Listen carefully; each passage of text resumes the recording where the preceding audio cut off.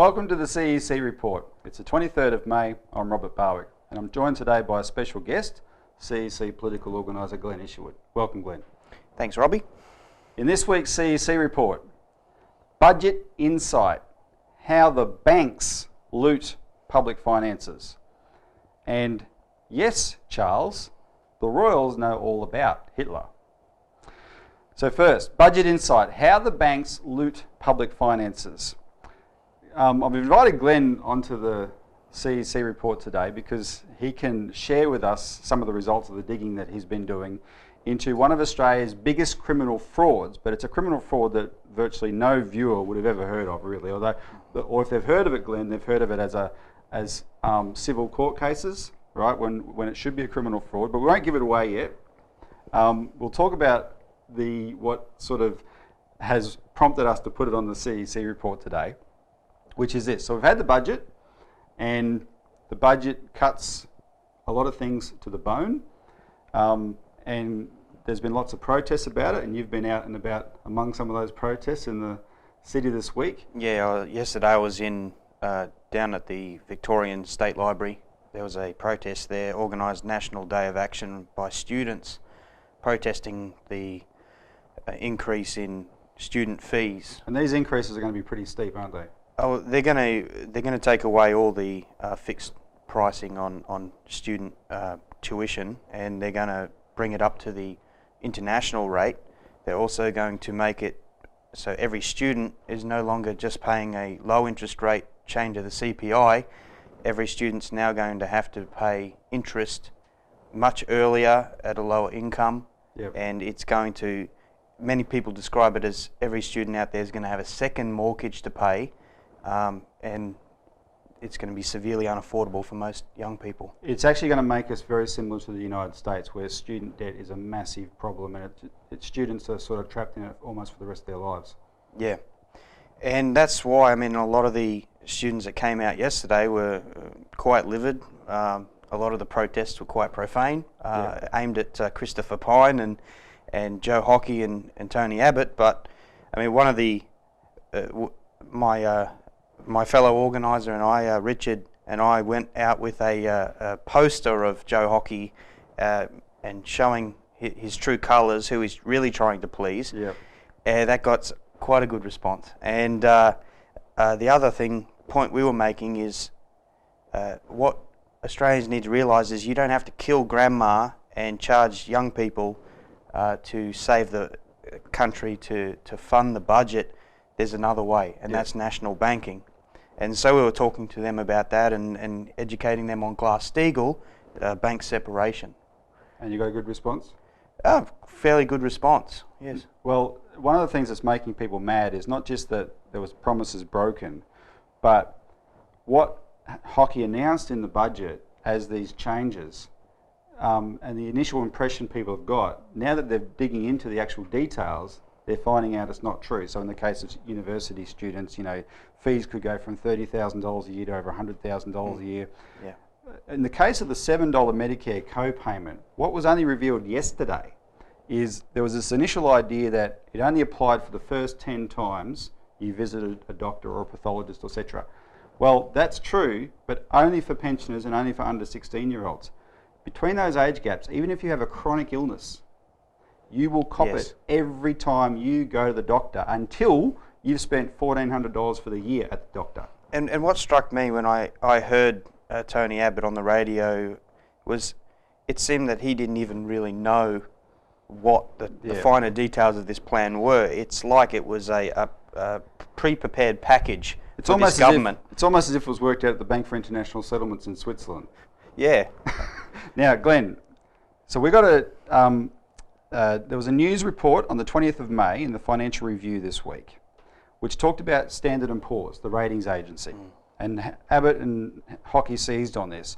And it was essentially a threat. And Standard & Poor's was saying these cuts are necessary, but if they're held up in the Senate, then that could threaten Australia's AAA rating. What was your reaction when you heard that? Well, I think everyone needs to understand what Standard & Poor's actually is. This is a company based in the City of London, the financial centre of London, and the image that comes to my mind with S&P is the emperor in the Roman Colosseum, Yep. where the Christians are down being fed to the lions, and you have this crazy mob that are cheering it on, and S&P is the emperor who gives the thumbs up or the thumbs down on who should live and who should die. And it's the people that suffer. Yeah. Because one of the things about S&P is this British-based company gave credit ratings, as we'll get into later in the program, gave credit ratings to companies, to products, financial products from Wall Street and other big investment banks, collateralized debt obligations, and these products were given AAA ratings, and they were not worth the paper they were printed on. Exactly. So when S&P make a threat that Australia could lose its AAA rating, they're threatening we could lose something that, if people were realistic, this is worthless anyway. Yeah, and the politicians and the indoctrinated financial accountants, they're the sort you get in the Colosseum that are, the drunken mob, if you will, that will just do what the emperor bids. Well, the S&P want to happen. Before we get into the details of these bad AAA ratings, though, there was something very revealing in this Financial Review article, and that was this: S&P made the link between Australia's credit rating and the health of our banks. The first person who made the link in the article was Saul Eslake, who people might know that name. He's a pretty well-known bank economist in Australia. He's now at Bank of America Merrill Lynch, and he's their chief economist. He pointed out, quote, "Our banks have lots of liabilities which ratings agencies now recognise could become government liabilities in the wrong circumstances." And then S&P's guy, their analyst Craig Michaels, he repeated this connection between the banks and Australia's credit rating. The Financial Review reported, quote, "Mr. Michaels emphasised Australia was unusual among the 12 nations granted S&P's gold-plated rating because it, that is Australia, relies heavily on foreign investors for capital, including its major banks, Westpac, Commonwealth Bank, National Australia Bank and ANZ Bank. Quote, Australia is fairly unique among AAA-rated sovereigns in that its external position is very weak," he said. What that means is that to retain the AAA rating, everything else needs to remain very strong, including public finances. And what they're effectively saying, acknowledging, is what we have charged from the beginning, that this austerity has one intention in mind. These budget cuts are being done for one reason: to free up government finances so they can support the banks. The people can die, like in Europe, the banks come first, right? And this is the explicit link. And that, Robbie, to anyone who's studied the history of Wehrmacht in Germany, the austerity policy that preceded the Nazis and the Hitler takeover, that's exactly what it was. Yep. Shore up government to crush the people and maintain the financial private interests. Yep. And that's what we're seeing now with this budget. Yep. And their attitude, to the speculators and the gamblers who run this financial system, public finances are theirs to loot, and public needs be damned. And it's relevant at this point, Glenn, to point out that Joe Hockey's personal circle, he is known, I'm not making this is not my observation, he has a reputation of being completely dependent on the advice of bankers, and three in particular: his wife, formerly a top hotshot at Deutsche Bank, his chief of staff Grant Lovett, who's from Union Bank of Switzerland, and his chief economist Tony Pearson, who used to work with Saul Eslake and all these other guys at the big four banks. And they're the ones that have written this policy. Lawfully, Tony Abbott probably doesn't know the details, but they've all signed on to it. So anyway, here's what we're going to do. We're going to take a break, because when we come back, we're going to talk about this case where the banks actually stole public finances. That's what they did. It was criminal. It was through fraud, and they've got away with it. And it just epitomises how the banks view public finances in this regard.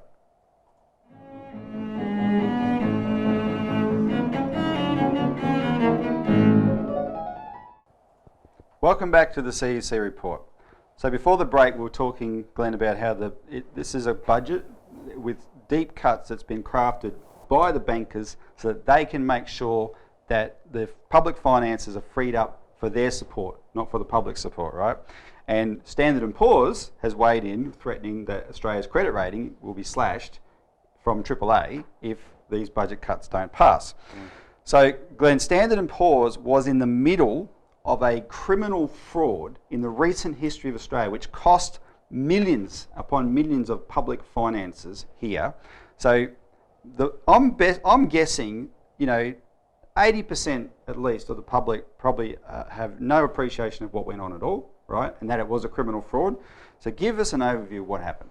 Okay, so when the GFC hit, we met with the revelation that... That was 2008. Yeah, 2008. We were met with the news that there was approximately about 300 councils, charities and churches around Australia that were sold products at high credit ratings, AA, AA plus or AAA, by Lehman Brothers, the bank that collapsed, and also marketed by others like ABN AMRO, and given ratings by S&P of very high ratings. So these councils and charities and churches who, they're conservative, they don't want to put their money in high risk instruments. They wanted something sound, secure, with a fair good return. Well, also by law, they would be, especially the council, would be restricted on what they can put money into, and it's got to be AAA rated or close to that. Yeah, and so what happened was Lehman sold these products and they went belly up, and court cases ensued, and I mean the total amount of money lost, it could be more than $1 billion. Yeah, right. The thing is, most of these organisations don't want to take court action to save face. Well, but haven't they been told if you just hold on long enough, then their value might come back and you might finally get your money back eventually, and they're kind of desperate and they're hoping, oh, well, maybe that'll happen. Yeah, when hell freezes over. Yeah. So the two court cases that occurred, the one that's the most prominent was between Winge Carriby Council and Lehman Brothers. And then there was a following case by two New South Wales councils against S&P and ABN AMRO. The significance of that court case was this is the first time in the world that a court and a judge has ruled that S&P was negligent and deceived. These ratings were deceptive. Yep. And so we've got a government now that's trying to bend over backwards to a company to please it on its ratings agency, which our own judges have ruled as being completely negligent and deceptive to our own councils. And one of the things, the two major states in Australia that got hit very badly with this were Western Australia and New South Wales. And there are dozens and dozens of councils in those two states. Now, there's something really curious about that fact, which I think is very murky and demands a criminal investigation, which is in both states. The councils, it's not as if the councils look through the yellow pages to find investment advice and sort out Lehman Brothers. In both cases, in WA and New South Wales, Lehman Brothers came officially recommended to them. Yes, and this is partly the role of Grange Securities, which was appointed by the council state bodies as an advisor. So they trusted So Grange the advice. is Lehman's subsidiary. Yeah, Lehman bought out Grange. And Grange was appointed, and other organisations like Local Government Financial Services, which is a company, was also giving financial advice to buy these, very exotically named go through some of those CDOs. Some of them have nice names like Federation, Nexus 4 Topaz, Scarborough, Torquay, and they all have AA's and AAA's after them, and they're sold by reputable companies. So there's one called Rembrandt, and there's some rather artistic ones. They give these names like Rembrandt notes and Dante notes. Dante. Yes, and these were invented as taken to the third level of hell. Yeah, and it's important. I think there was one article written by Alan Kohler in 2012.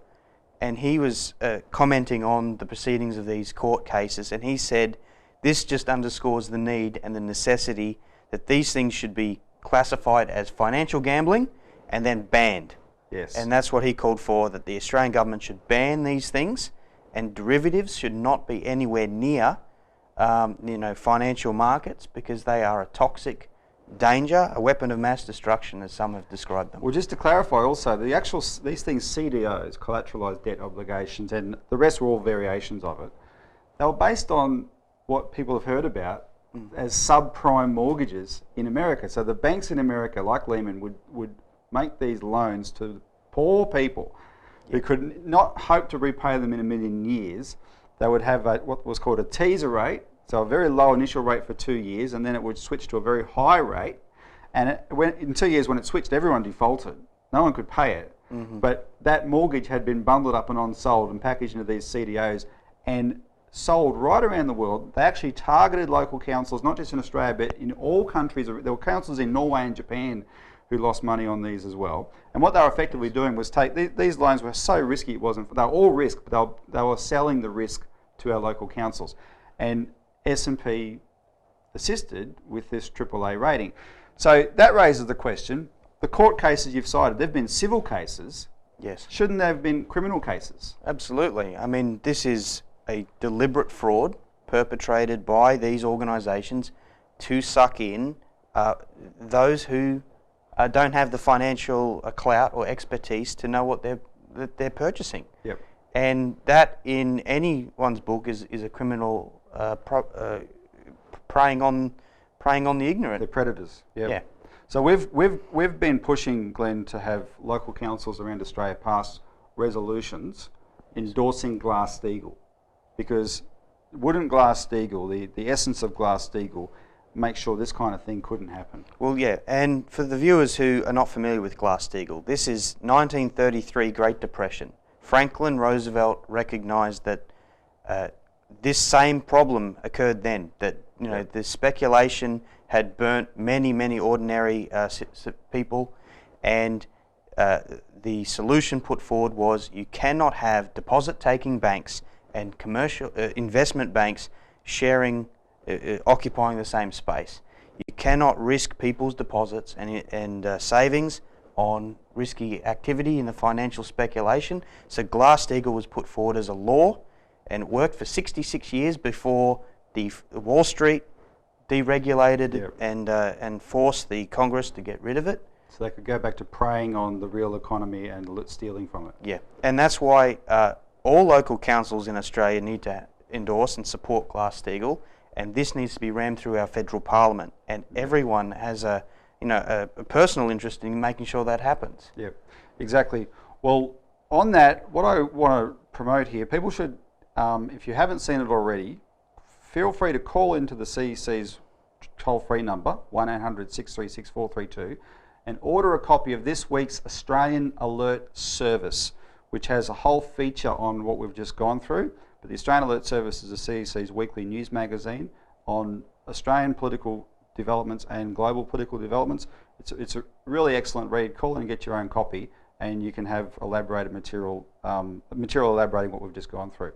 But anyway, let's take a break now. When we come back, we're going to talk about the Royals and Adolf Hitler.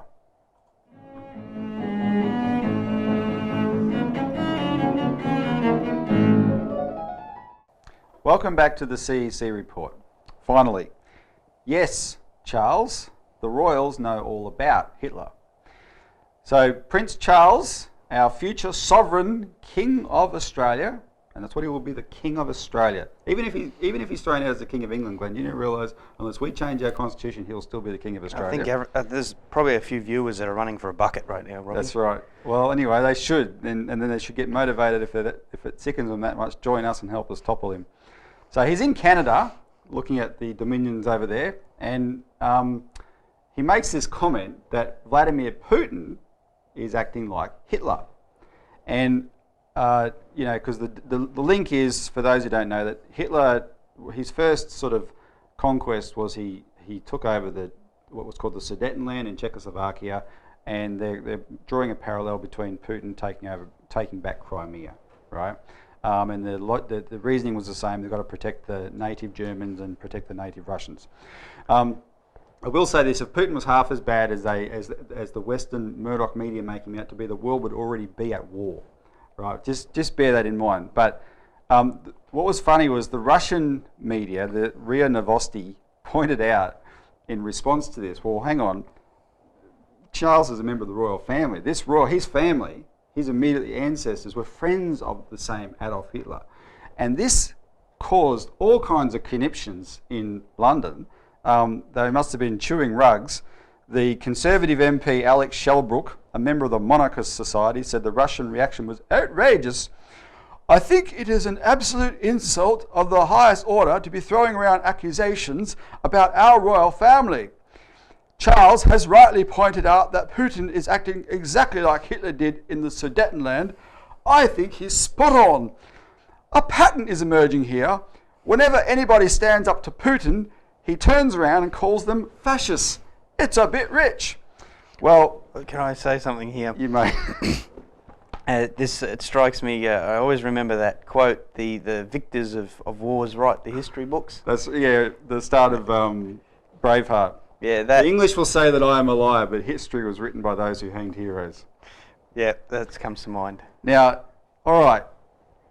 Last week I plugged it. I'll plug it again. Call in if you're following this. You get it. You can order a free copy of this edition of EIR, which contains a dossier on the actual fascist neo-Nazis in Ukraine, and they actually are. And it's a 30-page dossier on them, and true to form, it's got a great title: British Imperial Project in Ukraine, Violent Coup, Fascist Axioms, Neo-Nazis.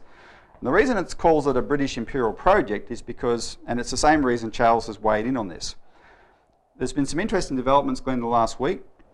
Russia has done deals with China.